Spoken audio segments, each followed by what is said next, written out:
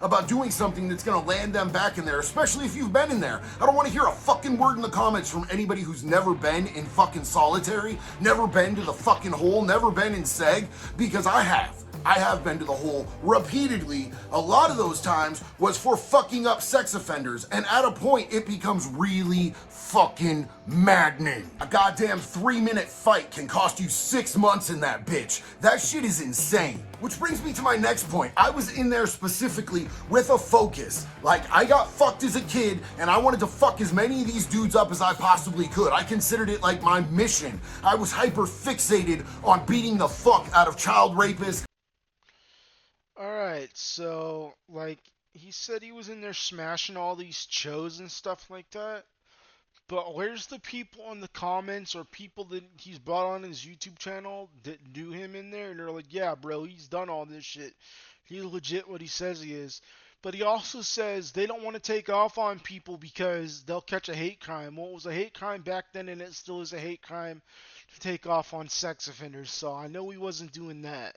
At least not booking them and beating the living crap out of them.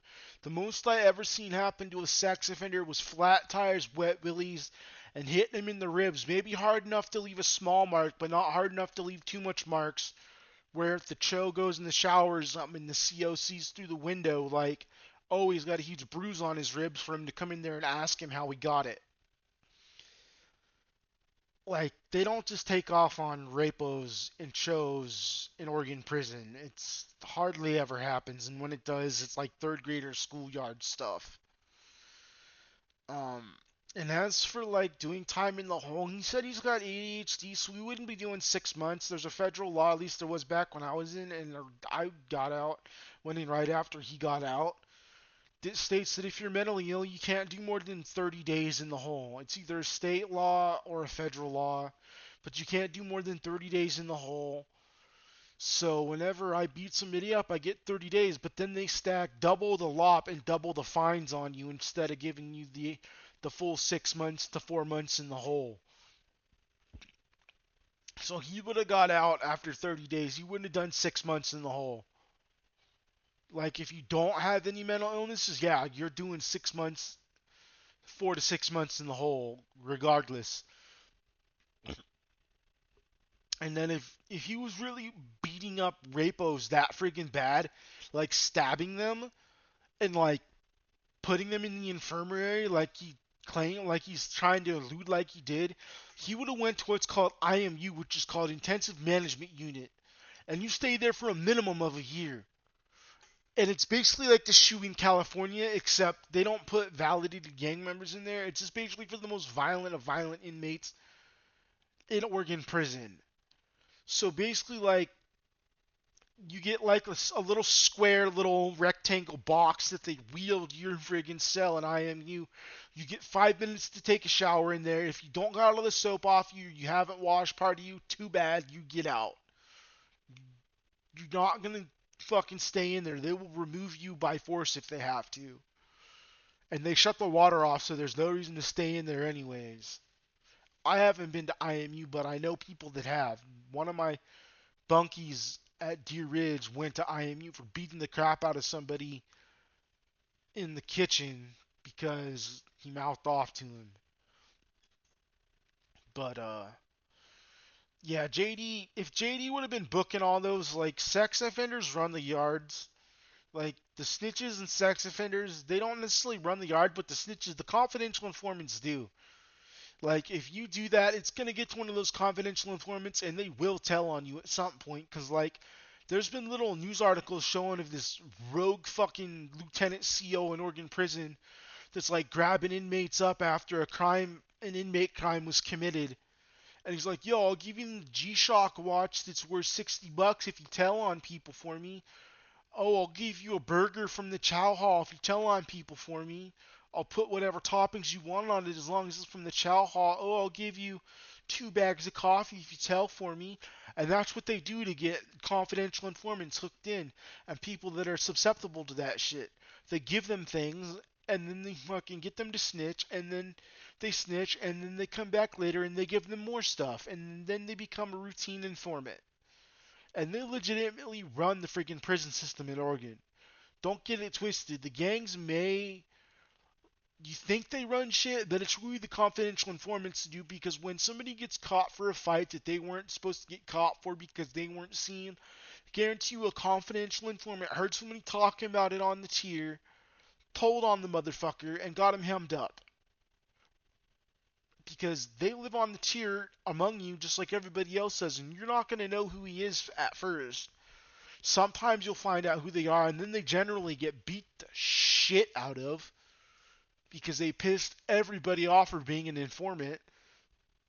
But, like, no.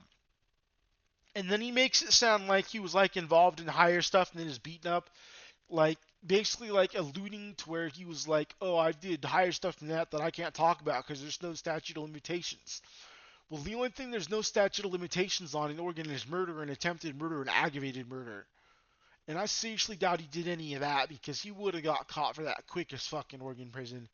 There's no, everybody I've seen that got locked in a sock or stabbed or brutally beaten is told. Every one of them is bitched up and told and friggin' got shipped to another yard. So there's no way he literally booked somebody bad enough to where they went to the infirmary and got surgery, and it's to the point of attempted murder because he would have got caught for that stuff. They would have absolutely told on him.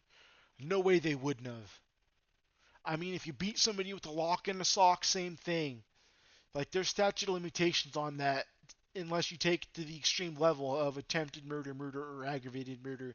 There's two levels of attempted murder. There's also negligent homicide and manslaughter in the first degree. I'm pretty sure there's no statute of limitations on manslaughter in the first degree. There's not on attempted murder in the second, first, or aggravated attempted murder.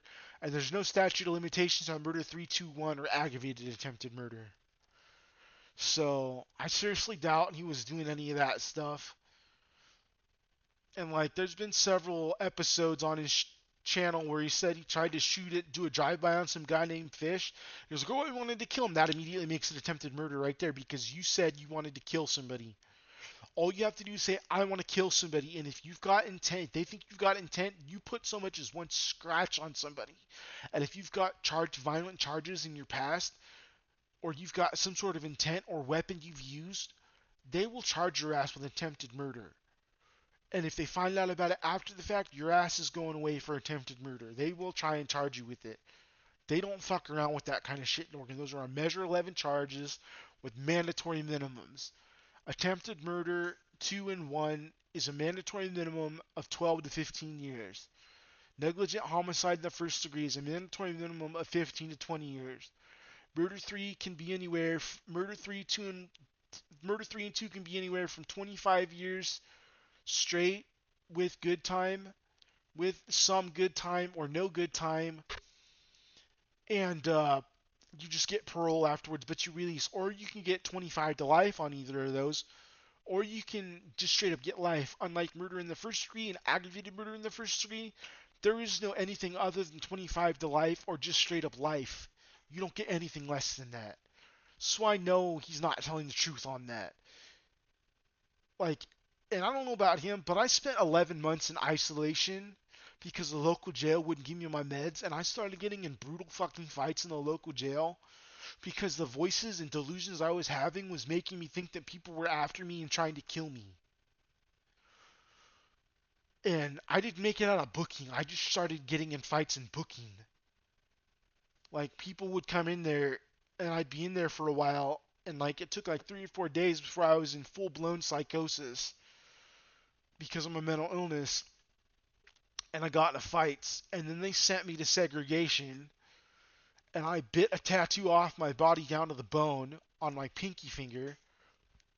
Like, I don't think you can see. Yeah, you can. You see that mark right there? That's from biting a tattoo off my finger. That's a scar from it. That's proof I did it. I'd be like, I bit a complete and total tattoo, 2 tattoos off my finger, small ones on that pinky finger, because they wouldn't give me my meds. And then they sent me to isolation, and I stayed there for like, from like January, from like right after the Sandy Hook school shooting in 2013 all the way until like December or January of the next year. I spent my birthday of the next year in prison or in jail, in the jail. So I got out like less than a year later, but almost a year on the dot. They didn't give me a year and a day, otherwise I would have went to prison for my first set. But yeah, so he lied about that shit. There's no way he was involved in murders and shit in prison. If you murder somebody in prison and you get caught, eventually you will get caught. Because look at like California prison. You see all over the news that like motherfuckers are straight up calling hits on people through smuggled in phones, and then they eventually get caught. They get a RICO charge, which is racketeering and corrupt organization law,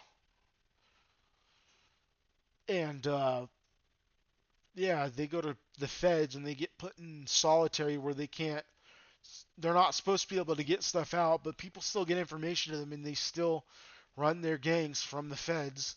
The information still gets to them. So don't believe a word JD says. I'll catch you later, YouTube.